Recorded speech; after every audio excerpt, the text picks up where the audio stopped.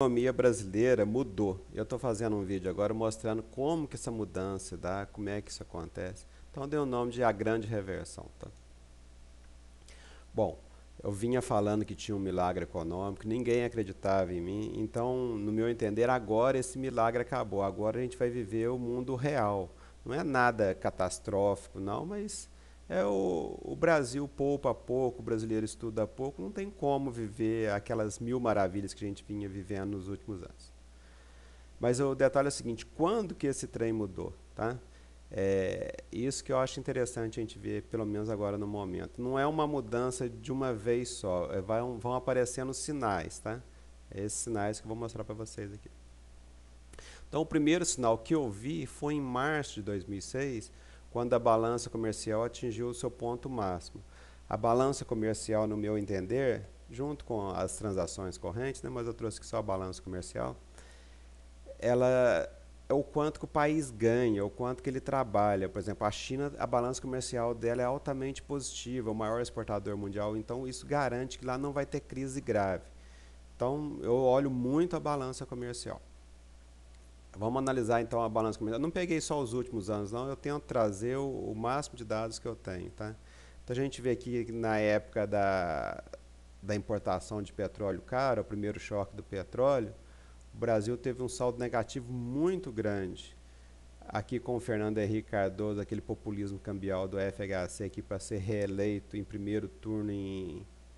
Foi quando mesmo? Foi em 1998, né? Dezembro de 98 e foi reeleito em primeiro turno. Tá vendo? Já tinha começado o ajuste, mas aí depois teve um grande saldo positivo. Esse saldo positivo aqui foi para a gente pagar a dívida externa. Esse esforço para pagar a dívida externa é que gerou a hiperinflação brasileira. Dessa vez, a coisa não está tão grave, não vai precisar fazer um saldo positivo desse tamanho e nem desse. A situação está mais tranquila, a gente tem mais reserva, menos dívidas. A gente repara então que o saldo negativo aqui foi bem maior. Aqui um pouco, o do FHC, um pouco foi a ameaça do PT entrar no poder, que ninguém sabia que ia acontecer. E os termos de troca também estavam um pouco baixos ainda.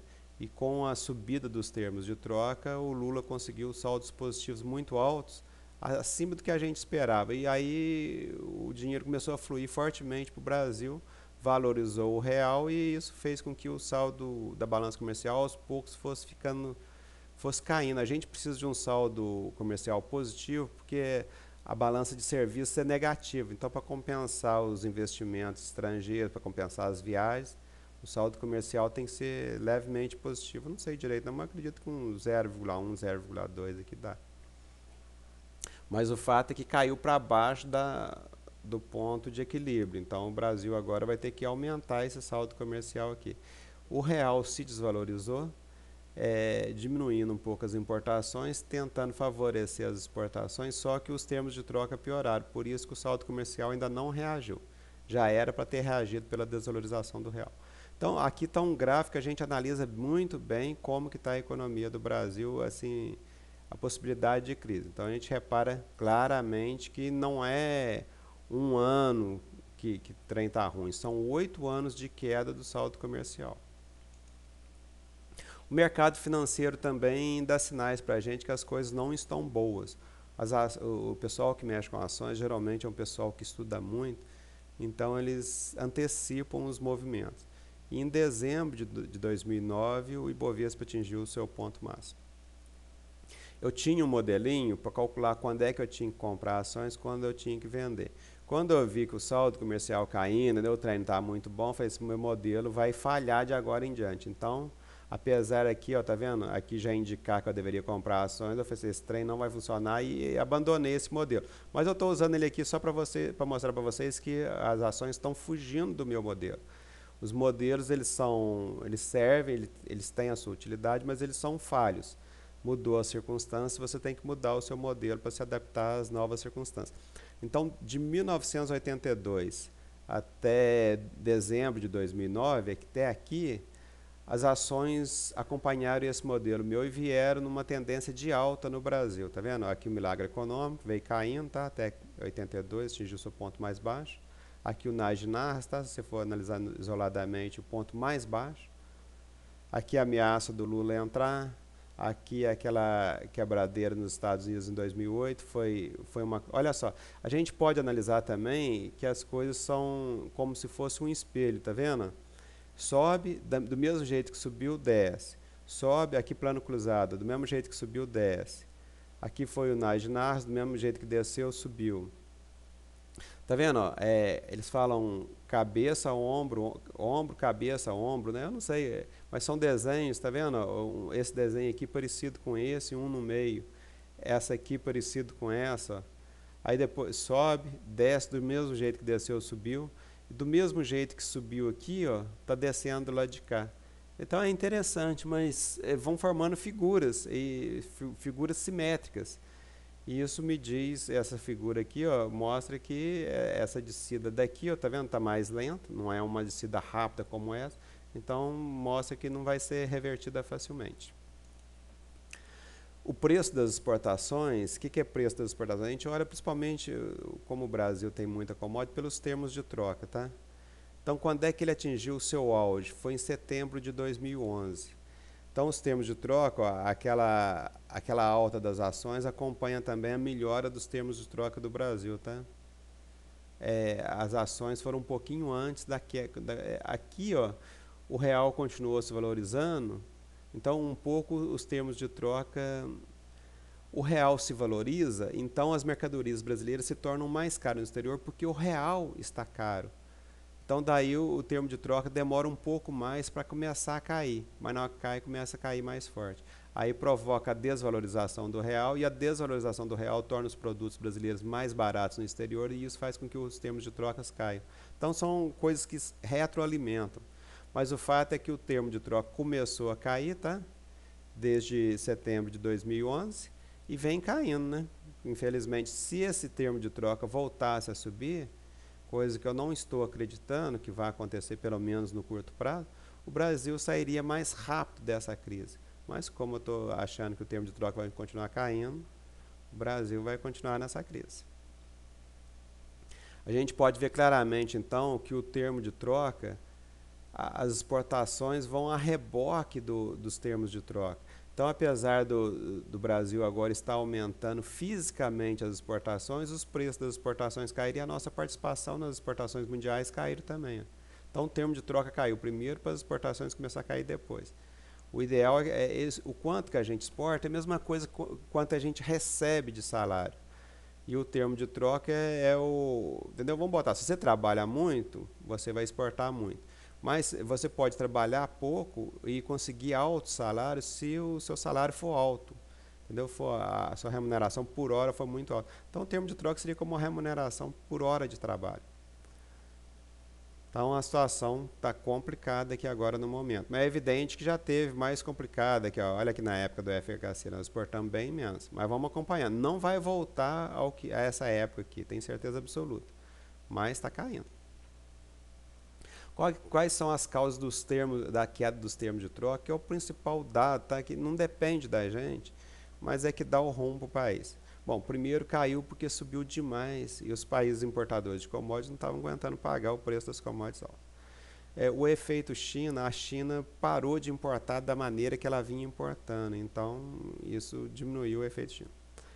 E também houve um aumento de produção de todas as commodities, tá? O trem estava dando dinheiro, todo mundo começou a investir, o Ike Batista, todo mundo, aí isso aumentou a produção. Tem o shale gas lá nos Estados Unidos também, gás de xisto, né? E aí fez com que caísse o preço do petróleo e de todas as commodities. Aqui nós temos o gráfico das importações com as exportações. Então, as exportações até que vinham acima das importações, estava legal. Tá? Veio diminuindo, mas ainda estava acima. Só que agora, com a queda dos termos de troca, as exportações começaram a cair. E as importações começaram a ser contidas e agora estão caindo também. Nas importações, cobra-se muito ICMS, muito imposto de importação. Então, quando o país importa muito, não é bom não, mas reforça o caixa do governo com os tributos. Então, com essa queda nas importações aqui, o governo está tendo dificuldade para arrecadar e está começando a ter problemas fiscais. Então, uma coisa puxa a outra, tá? como os termos de troca, as importações então vão ter que cair mais para poder equilibrar as contas correntes brasileiras. O valor da moeda também começou a cair quando? Agosto de 2011, então foi um pouquinho depois, né? O real atingiu o seu ponto máximo. O ponto máximo aqui, nesse caso, é para baixo, tá? Quanto mais para baixo, mais valorizado o real. A gente repara, então, que na época com o petróleo... Não, aqui de 1953, antigamente também já tinha, tá? Aqui, então, foi para pagar a dívida externa, o real se desvalorizou muito. Aqui foi o plano Collor, aqui foi o plano real, ó, com o FHC. O FHC valorizou muito o real para a época, tá? Não valorizou mais que o Lula, mas na época os termos de troca e as exportações brasileiras não eram tão fortes. Então, para a época, o real se valorizou demais e era um câmbio fixo praticamente. Em janeiro de 99, o Hermínio Fraga liberou, botou o câmbio flutuante e o câmbio flutuou bem para cima. Isso aqui é a ameaça do Lula, do PT entrar, tá? Eu acredito o seguinte, economicamente, vamos botar, aqui em torno de 4, 4,50 estaria num preço justo. Esse mais de 6 aqui, que eu até cortei o gráfico, né, deve ter ido até quase 7, 8. Isso aqui foi especulação, tá? Por causa do medo do PT, medo do Lula, mas o fato é que economicamente já justificava um dólar bem alto. Dessa vez o dólar está subindo, né? O real está desvalorizando, mas não é igual às coisas do passado. É uma variação mais tranquila, mais serena, não é tão abrupta como no passado. Então o Brasil vai se ajustar, tá? Vai haver um pouco de choro e ranger de dentes, mas não como no passado. Só quem viveu a hiperinflação, só quem viveu uma inflação de 3% ao dia, em 2 dias dava o que dá em 365 dias hoje. Sabe o que é uma crise, tá? E a dívida líquida do setor público atingiu o ponto mais baixo foi agora em fevereiro de 2014. Então já houve, ó, isso aqui, ó, eles diminuíram a dívida líquida porque eles roubaram a gente. Foi o plano Collor, o plano Blair, só houve roubalheira. Eles não faziam ajuste fiscal, eles roubavam os contribuintes, né? Mesmo porque a inflação é uma forma de tributo.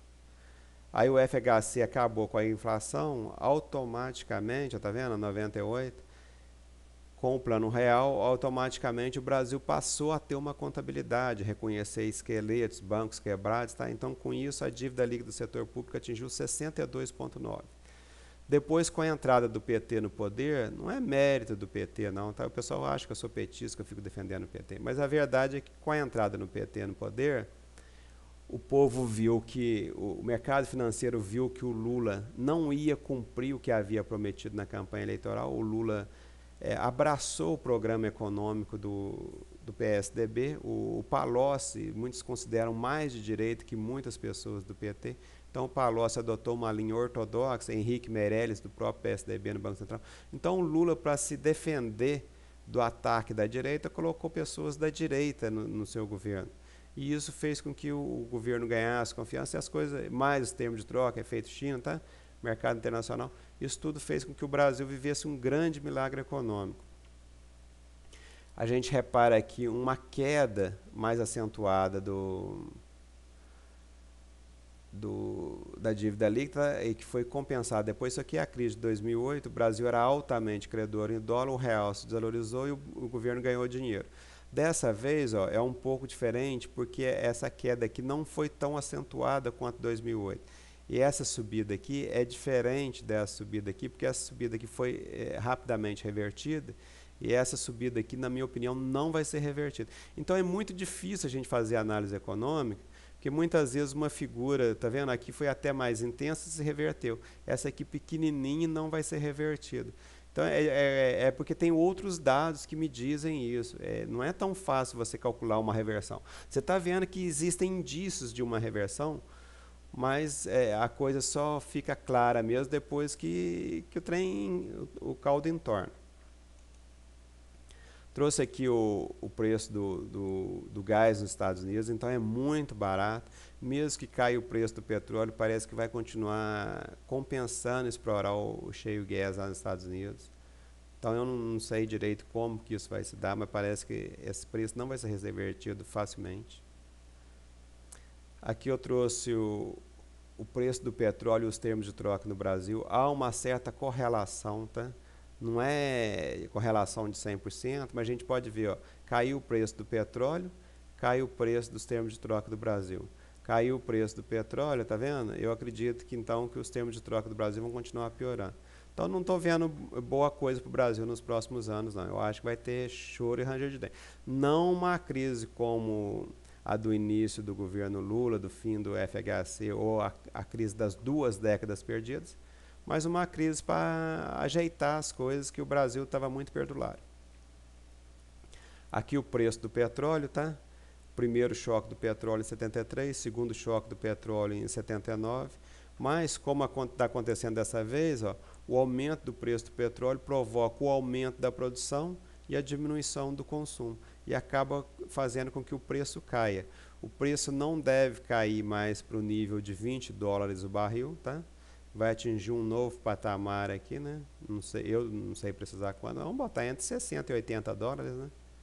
Isso aqui é coisa do passado. A gente pode reparar então que o petróleo realmente está acabando, tá? Não da forma como as pessoas às vezes imaginam, igual o pessoal do pico do petróleo, mas o preço está com uma linha de tendência de alta, a gente pode ver claramente.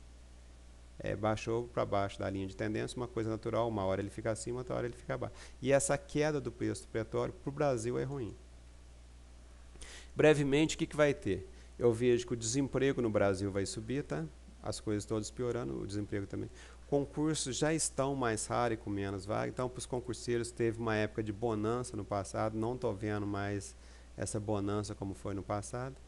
E vai ter uma época de cortes, a diminuição do salário não vão subir tanto, tá? Provavelmente vai ter reforma na Previdência, pensões, essas coisas, para diminuir as transferências de renda do pessoal que paga tributo para o pessoal que recebe transferência.